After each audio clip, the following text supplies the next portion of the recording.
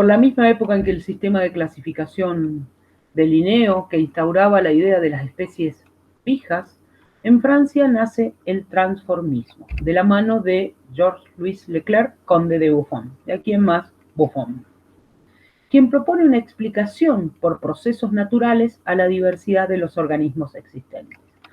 Sostenía que los organismos aparecerían por generación espontánea como consecuencia de la asociación de moléculas orgánicas, de manera que podían haber tantos tipos de animales o plantas como combinaciones variables de moléculas orgánicas. También es el primero en redefinir especie, diciendo que las especies se separan a unas de otras por su capacidad de dar descendencia fértil. Y esto es parte de la definición que actualmente los biólogos utilizamos para definir una especie. Buffon sostenía que los organismos sufrían cambios debido a la acción de factores externos, el tiempo, el medio físico, la forma de nutrición y la domesticación. Reconocía que las especies experimentaban variaciones e incluso algunas habían desaparecido.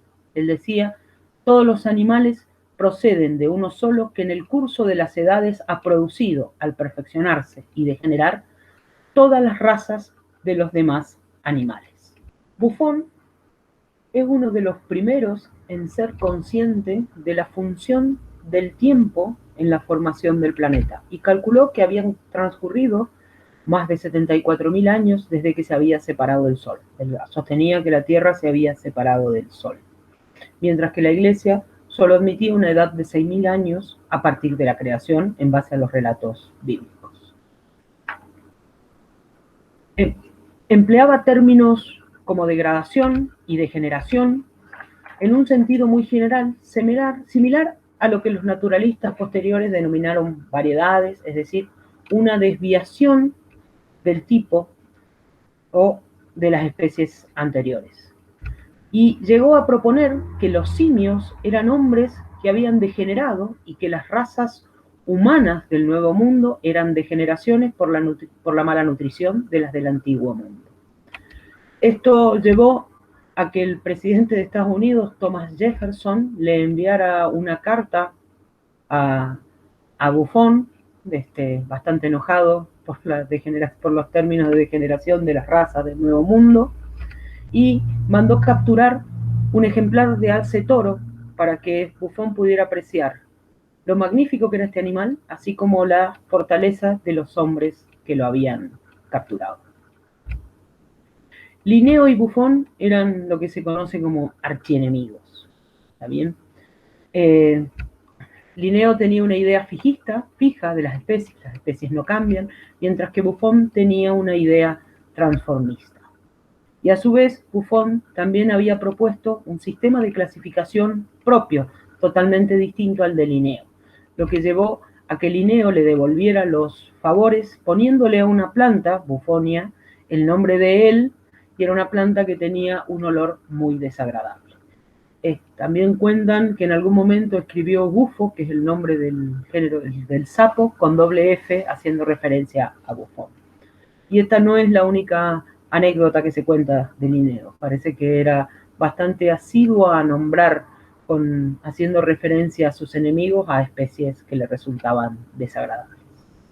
Por lo que se dice, Buffon no tenía muchos amigos, pero sí tenía una habilidad envidiable para hacer enemigos.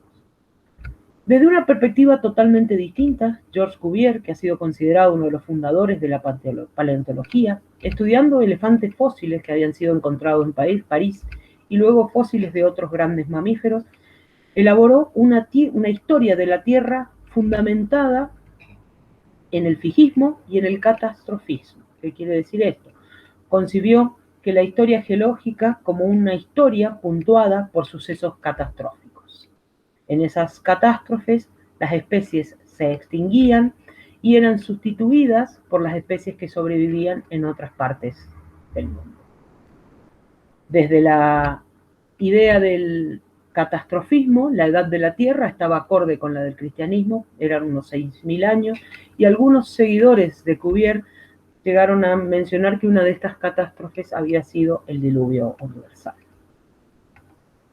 Pero el tiempo sigue corriendo, también las ideas se siguen moviendo, las mentes siguen avanzando y Charles Lyell, reconocido como un fundador de la geología moderna junto a James Hutton, sostenía que la Tierra se habría formado lentamente por las mismas fuerzas físicas de hoy, lo que es la erosión, los terremotos, los volcanes, dando la idea de un uniformismo, y que los fenómenos que habían del pasado se explicaban a partir de las mismas causas que operan en la actualidad. Los fenómenos del pasado se explicaban con las mismas causas de los fenómenos del presente, que es lo que se conoció como actualismo.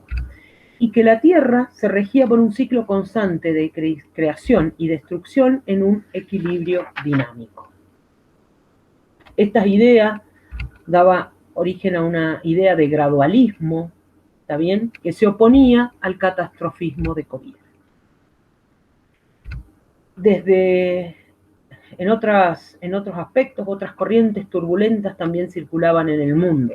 Intensas transformaciones sociales que dieron lugar, finalizaron con la Revolución Francesa, surgen nuevas ideas políticas en las cuales hay un fuerte cuestionamiento al orden preestablecido, al feudalismo, que era el sistema reina operante, y a las monarquías de inspiración y de origen divino. Comienza a aparecer en estos campos una idea de progreso. Hasta aquí, dos explicaciones existían para la gran diversidad de seres vivos que se conocían.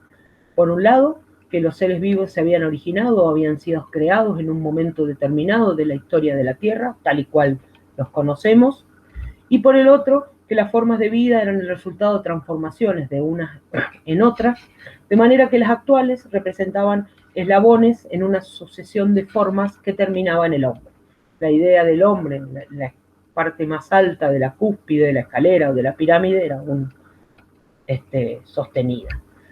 Pero estas ideas se contraponían con la idea de un Dios benevolente. ¿Por qué extingue especies? ¿Está bien? ¿Por qué existían órganos vestigiales si habíamos sido creados de una sola vez? ¿Cómo fue que esas transformaciones ocurrían en las especies? ¿Por qué la naturaleza parecía organizarse o los seres vivos parecían mantener un orden natural? ¿Y por qué los organismos mostraban una adaptación, una adecuación tan grande al medio en el que vivían?